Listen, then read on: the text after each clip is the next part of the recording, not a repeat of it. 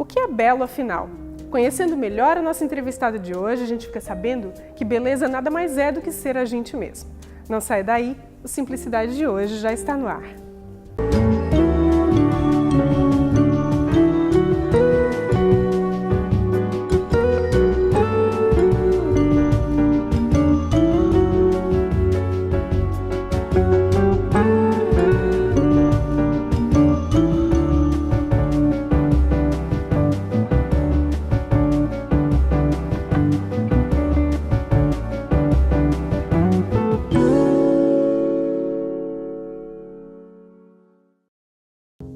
Hoje nós viemos para um lugar que é totalmente diferente, bonito, tem uma bagagem histórica e para conversar com a gente sobre um pouco mais da sua vida e de como ela se mescla com tudo isso, estamos aqui sendo recebidos pelo Cláudio Silvestre. Que honra estar aqui contigo, Cláudio. A gente conversava nos bastidores, eu falei, da alegria e do desafio que é compartilhar contigo assim, alguns pensamentos, e um pouquinho da tua identidade, e é uma alegria estar aqui contigo. Muito obrigada. Acho que a oportunidade que a gente tem de compartilhar a nossa história, nosso legado, sempre é rica. Se a gente puder inspirar, mais se liga, né? Essa é a palavra, né? Bom, eu queria começar então te perguntando, Cláudia, sobre o que é belo afinal. A gente ouve falar dessa palavra, bonito, belo, mas o que é, na essência, o que é o belo? Belo, eu acho que é uma daquelas questões que a gente não teria uma definição, uma resposta pronta. Vamos falar de beleza. Eu aprecio muito a beleza e fui atrás do significado, porque me encanta o belo, a beleza, a manifestação de Deus, porque se a gente olhar um pôr do sol, uma natureza, tudo é muito belo. Então, onde há beleza, onde há o belo, então Deus está se manifestando enquanto um ser onírico. E eu tive esse olhar, esse sentimento sempre na minha vida, de que as coisas, as situações, os contextos têm que envolver uma beleza. E não só da forma, a beleza do pensamento, a beleza do relacionamento, a beleza de ser e viver. Agora, a beleza, hoje eu estaria muito banalizado? Hoje tudo está muito banalizado. Eu acho que, na verdade, tudo está muito superficial. Eu acho que nós temos que nos aprofundar um pouco. E aí, talvez, aí resida a beleza. Deixarmos de viver ou atuar. Todo mundo tem opinião, mas é tudo muito superficial. A beleza precisa um olhar mais profundo. A beleza precisa um sentimento mais inteiro, para você poder ir olhar. Eu vejo a beleza na imperfeição, eu vejo a beleza no passar da vida, do ano, dos momentos, como eu vejo a beleza também nos objetos. Tem um pensamento que tem me inspirado muito e tenho ele muito próximo, como aqueles pensamentos de cabeceira, assim, que a beleza está para o mundo das coisas como a verdade está para o mundo das ideias. Então nós prescindimos dessa beleza, dessa elegância. O mundo está árido, a vida está seca, está feia. Vamos talvez abrir o olhar, abrir a lente, do olhar do coração e encontrar uma beleza no caminhar, um sorriso. Então a beleza não é óbvia. Não. Será que as pessoas estão muito detidas no óbvio hoje em dia? Nós vamos começar a filosofar. Eu tô vendo que sim, que eu também gosto, Cláudia, desses assuntos. Eu volto a falar, eu acho que a gente está muito superficial e a vida está muito rápida, muito ligeira. O que eu sinto? A gente está num momento de transição. Dizem que nós estamos vivendo um dos momentos mais interessantes, mais difíceis também, onde muitas coisas estão ruindo e outras estão surgindo. E nós estamos nesse período de renascimento, de regeneração. Então algumas coisas ou muitas coisas estão confusas. Eu mesmo várias vezes me paro, será que é isso mesmo? Então nesse momento o que tem que se fazer? Eu acho que recolher-se, silenciar, algo que a beleza prescinde de silêncio. A beleza ela não é ruidosa, ela não tem muito barulho, muita informação. Talvez seja isso, não é que é óbvio, a gente está com ruídos demais. E aí precisaríamos talvez um silêncio, e aí você olhar de repente a beleza, um pozinho que está caindo do céu, ou então um vento que balançou, ou num olhar de um filho, da pessoa que a gente ama, um gesto. Simplificar. Simplicidade. É buscar a essência, a beleza é essencial. Que legal, acho que pra gente fazer essa introdução, né, não tinha como ser diferente. Agora eu queria te perguntar, Cláudia, falando um pouquinho de identidade, né? A gente olha pra ti, tu és uma pessoa autêntica, né? A tua maneira de vestir, de falar, de se relacionar, tu sempre... Desde quando tu és assim? Tu sempre tivesse isso assim como característica? Tu lembra disso? É difícil a gente ver um ponto e o olhar de fora é diferente do olhar pessoal, mas eu tive a autenticidade como valor maior, desde sempre. Eu acho que se você é autêntico, se você tem uma personalidade, se você é quem você é, sem julgamento, sem critério, sem colocar num molde, numa forma, isso é um valor. E eu gosto de brincar, eu brinco comigo. Às vezes eu boto umas roupas que não tem nada a ver, e aí as pessoas, Cláudia, tá meio estranho. Eu não sei, eu estou experimentando o corpo. Eu estou experimentando muito. A minha filha às vezes me critica, porque mãe, que roupa estranha. Não sei, filha, deixa eu ver. Então, como eu sou uma pessoa extremamente criativa, e mentes criativas, elas não têm limites, porque se elas colocarem limites, elas não vão criar. E é claro que às vezes as coisas não saem tão belas, tão certas, mas isso não tem importância, isso faz parte do experimento, de você experimentar-se sempre. Então, eu aprecio pessoas que têm personalidade, eu aprecio pessoas que têm conteúdo e talvez elas me inspirem. E aí eu busque aí também uma autenticidade que é única. Nós somos seres únicos, não tem uma íris, não tem uma digital, não tem um fio de cabelo igual. Então, por que nós teríamos que nos comportar, viver ou pensar como padrão? Padrão é uma palavra que me incomoda, como moda também, perdoe-me, aquela coisa agora virou moda, mas por que isso virou moda? Quem disse que isso era moda? E até pode ser lá no início, quando surgiu isso como movimento, algo extremamente verdadeiro, mas perde-se, diminui. Verdade está muito próximo de autenticidade, a verdade de ser quem é. A gente tem que descobrir a verdade que está dentro da gente. Perfeito. Mas ainda não cansar de procurar, porque não é algo absoluto. Você passa pelos anos da vida e você tem olhares diferentes pela vida, né? Surgiu aí uma inquietação? Então não sai daí, porque o programa está só começando e a gente volta já no segundo bloco.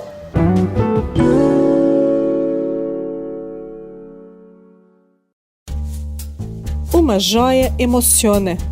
Ela é capaz de transmitir sentimentos e de realçar a beleza.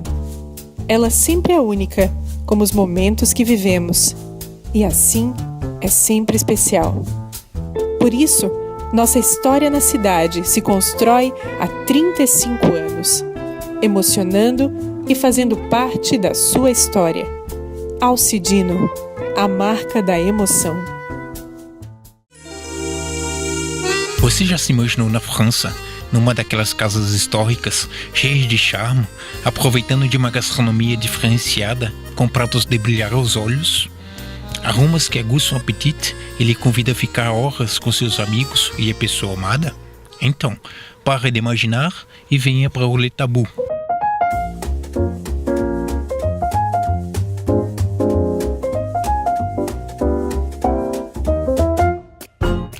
La gastronomie, c'est notre inspiration.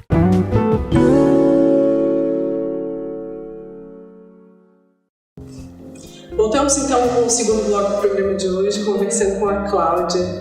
Cláudia Silvestre, Cláudia da Fornos. Cláudia, que tem uma descendência de uma família que tinha uma vinícola, né? E a gente vai falar sobre esse lugar então. Porque a vinícola é aqui, Cláudia. Isso, a gente está numa parte da vinícola do Nono. Os vinhos cardeais, eles aproximadamente há 60 anos atrás, como todo bom descendente de italiano, fato vino. Então aqui está a origem da família, aqui está o DNA da família Silvestre. E aí o que aconteceu, explicando um pouco esse espaço, esse contexto aqui, eu precisando de um outro espaço, de uma outra área, E meu pai vem fechar a vinícola em Serras, e aí eu solicitei que se ele não me permitia eu atuar aqui dentro, fazer um trabalho de ressignificado. Foi difícil? Para ele ou para mim? Para ele. Os dois. Não, acredito que não. Eu acho que ele tem muito orgulho, porque eu estou reverenciando a história aqui da família. Nós poderíamos, de repente, ter perdido isso tudo aqui, desabado ou virado. Quanto tempo tem isso? Nós temos uma parte aqui que pode chegar aproximadamente 60 anos, que depois você pode apresentar mais. E o que eu acho lindo aqui, eu acho que a regeneração, o ressignificado é algo muito, muito belo. Você dá um significado, um valor a algo que havia perdido. E aí você mantém a história, você mantém... Aqui tem a história das pessoas que construíram isso com técnicas que não se tem mais. Tem uma beleza aqui do tempo, uma memória afetiva que você não consegue mais ter isso. Inclusive, no lugar se conservou. Sim. Se fez essa combinação. Eu tive a preocupação de conservar até instrumentos, madeira das pipas. Hoje as nossas portas, algumas pipas a gente desmanchou. Eram os lugares onde se colocava. Isso, são os grandes tonéis de vinho onde ficavam armazenados para depois ir para o engarrafamento. Então essas madeiras que foram curtidas anos e anos com vinho, a gente fez as portas de acesso, a gente conservou alguns instrumentos aqui, porque história, eu acho que fala-se muito no clichê, um país sem história não existe. E uma família que não reverencia a sua história, eu também acho que ela perde muito. Então, eu fiquei muito feliz, eu tenho certeza que meu pai também, e todos os meus familiares, de a gente estar regenerando, ressignificando um espaço que teve um final de ciclo, iniciando um outro ciclo. Isso serve, esse lugar, todo esse processo tem contribuído com esse processo de inovação da empresa. Perfeito, porque a ideia desse celeiro, desse silo, que é essa atmosfera de criação e inovação, é nós pensarmos, vivermos como que vai ser o viver a casa amanhã, como que a gente vai estar concebendo a mobília, como que vai ser... nós estamos num mundo de grande transformação, então numa economia criativa eu acho que foi necessário prescindir de um espaço para a gente viver a experiência do pensamento criativo. Então aqui o que a gente faz? A gente é um grande laboratório onde a gente vive, exercita pensamentos criativos. Isso é meio que pensar fora da caixa? É um incentivo para isso? Exatamente, porque se você está dentro, se você perceber, isso está do outro lado da Fórmus, para quem não conhece. E são duas atmosferas completamente diferentes. Quando eu atravesso a rua, lá você tem a dinâmica da operação de mercado. Aqui a gente tem uma outra dinâmica, a dinâmica do pensar, a dinâmica do criar, do intuir, do refletir. Então, sim, tem muito a ver com o que você fala, pensar fora da caixa, porque não é o mesmo pensamento, o seu clichê, que nos trouxe aqui que vai nos levar amanhã. E nós estamos num momento de economia de transição de uma velocidade impressionante. A gente corre o risco hoje de ficarmos à margem da história. E eu tenho como premissa pessoal e também como diretora da empresa Fórmus, buscarmos a liderança, sermos protagonistas. Eu tenho um pensamento muito pessoal, se eu estou dando os melhores anos da minha vida. Quanto tempo a gente passa no trabalho? Se não for para algo com relevância, com valor, com beleza, eu não vejo sentido. Então, tem esse compromisso muito comigo, um rigor. E o que você vê aqui, esse movimento, essa atmosfera, esse espírito criativo, é uma resposta a essa inquietação pessoal e também demanda do mercado. O que inspira, Cláudia? Essa é uma pergunta difícil. A inspiração é uma das palavras, para mim, que é uma das que eu mais aprecio. Certa vez eu li no dicionário uma tradução que eu achei linda, um sinônimo: caminho silencioso da alma, a inspiração. Então é um input, é um insight. Quando eu pergunto, eu faço essa provocação, e aqui a gente está trocando agora, da onde vem a inspiração? Se ela vem de dentro ou ela vem de cima? Eu não tenho resposta, mas exata, mas eu acho que está na ponte. Eu acho que nós somos pontífice, todos nós somos seres criadores, e acho que é importante desmistificar essa questão de criação, design, produto. Você cria um pão, você cria uma entrevista, Você está o tempo inteiro, nós somos seres o potencial criativo funcionando latente mais ou menos. E a inspiração é esse caminho, essa conexão que você faz no mundo das ideias, que está aqui, com algo que está dentro de você. Mas todas as pessoas, então, têm esse potencial. O que elas precisam para... Educação. Permitirem. Hoje a educação está muito no modelo de uma fábrica, né, de linha de produção, que nem se fabrica mais, onde o final é passar no vestibular. Então, nós estamos deixando, acho que a gente está perdendo muito o potencial criativo e nunca precisamos tanto. A criatividade, para mim, é a competência essencial do momento. Nós temos que desenhar tudo, desenhar novos modelos de vida, de economia, de política. E a criatividade é você abrir o pensamento, alargar o olhar e experimentar.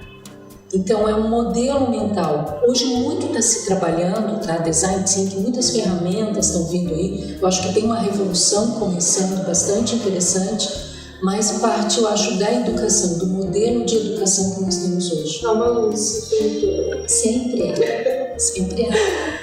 Ok. Gente, que conversa boa, né? Mas agora a gente se prepara para o terceiro bloco, onde a gente vai conhecer os objetos que a Cláudia trouxe. Eu estou curiosíssima para falar e para mostrar esses objetos. Não sai daí, a gente volta já.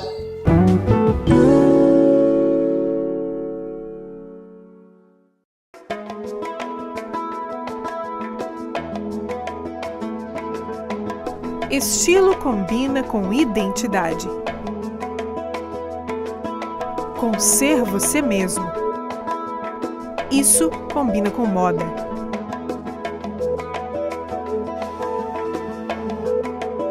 Encontre o seu estilo. Sinta-se bem. De Fórum.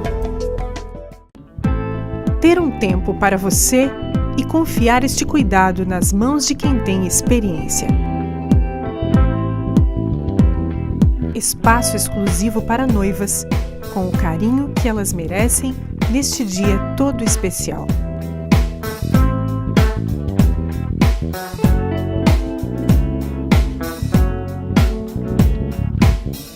Noilda Cabeleireira.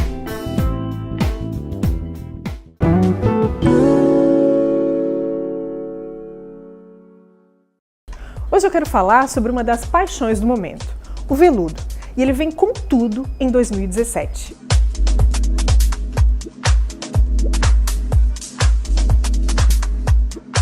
Muito usado em vestidos de festa, hoje ele vem em peças mais versáteis, como as saias de cintura alta, peças em alfaiataria e também nos blazers.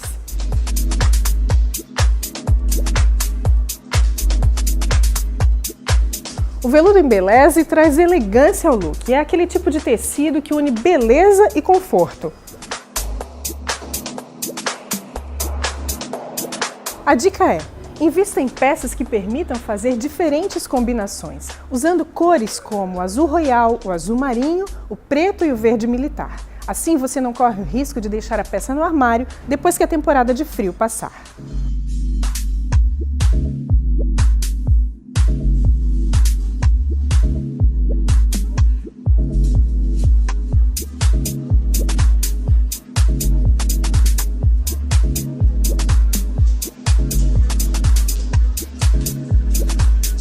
Gostou da dica? Siga as redes sociais e arrase!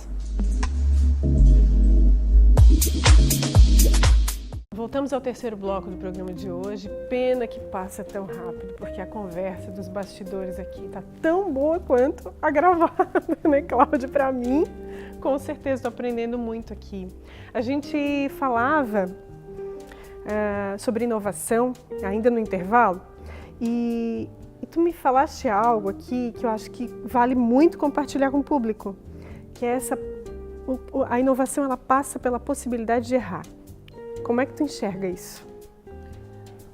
A inovação, a criação, o erro faz parte do processo. Quanto mais você se libertar disso, porque você não consegue criar algo sem errar. Porque se você tem essas restrições no modelo mental, você não cria. Criar é brincar. Muitas vezes um acerto vem de um erro. Sim, Muitas vezes eu posso ter N histórias. Cláudia, você pensou isso? Não, mas ela se tornou isso durante o processo. Porque uma coisa é você pensar, outra é você materializar. E ali tem uma fenomenologia, que é uma área que em outro momento a gente pode conversar, que as coisas tomam um corpo próprio e daqui a pouco não é assim, é assim. Então permitir o erro faz parte do processo de criação ou de inovação. Libertador. Aceitar isso. Isso é libertador. Libertador. E a liberdade é uma dádiva, né? É. Vamos falar dos objetos, então? Essa é uma parte legal. Eu amo esse momento do programa, eu sou curiosa para saber o significado de cada objeto, né? E aqui estão os objetos da Cláudia. Vamos descrever os objetos, então, Cláudia? Eu tenho vínculos, eu não tenho apego, eu tenho vínculos com objetos. Vamos começar pelos meus cadernos de vida. Esse eu acho talvez o mais precioso. Todos são preciosos, mas esses são muito pessoais. Eu me identifiquei demais com esse objeto, porque eu amo fazer isso também. Isso. Eu amo os cadernos, eu gosto de construir narrativas. E a vida passando muito rápido, eu comecei a fazer, eu pegava as agendas, eu não uso agenda, e eu ia colocando conforme as datas e os momentos, os lugares que eu estava, os pensamentos, colhendo uma folhinha, um chazinho, um cartão de um restaurante, desenhos da minha filha, eu tenho vários dela. Então isso é uma preciosidade que eu imagino que, como fosse um portal que eu acesso. Então eu construí vários cadernos, eu devo ter uns 10 anos que eu vinha fazendo isso. Hoje eu tenho outros tipos de caderno. Hoje mas tem outro canal, né? Outro canal, entrou o mundo digital que também tem outras características, mas eu tenho ainda muito, olha que lindo, Mãe, eu te amo muito. Então isso não tem valor, é uma maneira de você fazer uma narrativa e eternizar também o momento. Então os cadernos de vida com resquícios, com memórias afetivas. Hoje então tu usa as redes sociais para é que o meu Face, eu sou uma pessoa que eu tenho uma certa reserva, eu tenho uma bastante reservada. Essa coisa de rede social, expor demais, é uma questão pessoal minha. Eu tenho uma certa dificuldade, mas eu construo uma narrativa no meu Face de um olhar com uma curadoria que quando eu fico pensando, minha filha... Baia de gaúcha. A minha filha pode, daqui a uns anos, querer ver a minha narrativa através de um Facebook, dos lugares, dos experimentos, dos momentos. Uma construção da história. Uma construção de uma história. Estou usando de uma forma talvez tangencial uma rede social e apresentando um pouco para as pessoas me conhecerem, que eu percebi que tinha uma certa curiosidade, interesse. Um olhar com curadoria.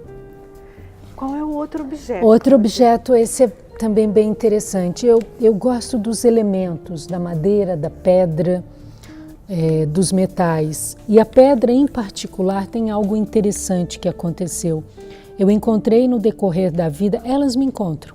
E eu não distraída as percebo. Em formato de coração. Então, que coisa curiosa, né? São pedras em formato de coração. Isso são algumas, eu já devo ter mais de 20. E de lugares mais inusitados, esse aqui, para você ter uma ideia, eu trouxe da Costa Rica. Estava andando e eu vi um coração perfeito. Esse aqui mais orgânico ainda. E eu tenho muito carinho, eu gosto do tom. Essa foi polida, né? Essa foi polida, um artista amigo meu me ensinou. Depois de eu incomodar muito ele, me ensinar como polia basalto, essa pedra era da casa dele. E eu a uso, então eu tenho isso como esculturas naturais que vibram, porque é muito poético, um coração em formato de pedra. Eu acho isso lindo. O teu contato com a natureza é bastante estreito, né? Muito. Eu moro no meio da natureza, a natureza para mim, eu acredito para todos, é Deus. Né? Então, cada vez é a expressão de Deus, é a manifestação de Deus. Essa frase nem é minha, essa frase acho que é de Shakespeare. A arte em si é a natureza. Então, eu vejo uma beleza no musgo, no desenho. Ontem mesmo abriram umas orquídeas, umas cataleias. Eu disse, meu Deus, que lindo! E aí eu começo a agradecer, porque aquilo é muito lindo. Né? A confluência de química ou física ou fenomenologia para que uma orquídea abra com aquela beleza que sequer eu posso chegar, não vou dizer nem os pés para desenhar, muito menos a conceber, é lindo. E eu acho que a natureza tem espírito, os materiais têm espírito, as árvores, a terra, as pedras, espírito porque eles têm uma forma, têm uma densidade, têm uma temperatura. Por isso que o ideal hoje, para a gente parar essa loucura da nossa vida, vamos generalizar, é ser um pouquinho mais contemplativo, talvez? Com certeza, contemplar. Lindo você falar isso. A contemplação, eu acho que é a arte do olhar, né? Você educar o olhar para poder contemplar. Educar o olhar. Educar o olhar. É uma decisão, né? Pessoal. Vamos para o terceiro objeto, então? O terceiro é uma série, que são vários, né? Uma série. Aí é paixão por livros, né? Principalmente os livros de arte. Eu tenho os artistas como os meus grandes inspiradores, então eu não posso ver uma livraria. Então, geralmente, onde eu visito uma exposição, eu sempre saio com 2 ou 3 livros. Eu gosto de cheiro de livro. O livro de arte, eles são atemporais, eles são obras de arte. Então, geralmente, um livro, quando você tem de um artista, tem toda uma curadoria, tem toda uma arte impressa, tem uma textura, tem um cheiro, tem um olhar. E eu tenho uma memória fotográfica muito forte, então eu gravo isso. Então eu selecionei aqui como 3 conjuntos de objetos, né? Meus cadernos de vida, ali está a memória afetiva, uma tentativa de eternizar, uma conexão com a natureza, com os elementais, as minhas pedras de coração. Tem os ninhos também, os ninhos de passarinho que também aqui, né? Tem ainda aqui. Tem, lindos.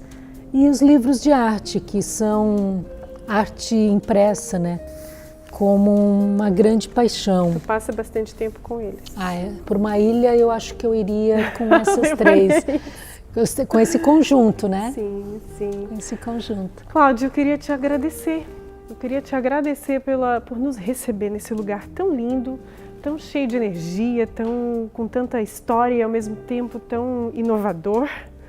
E desejar aí que muita inspiração, se é que eu posso, mas desejar ainda muita inspiração e inspire outras pessoas, por favor, continue, né? Nesse ciclo. Eu que agradeço a oportunidade, tá? Eu acho que poder compartilhar um olhar, uma experiência, sempre é válido.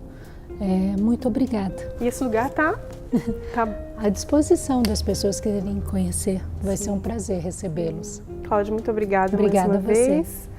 Eu agradeço também a sua audiência, convido você para nos assistir nas redes sociais e até o próximo programa.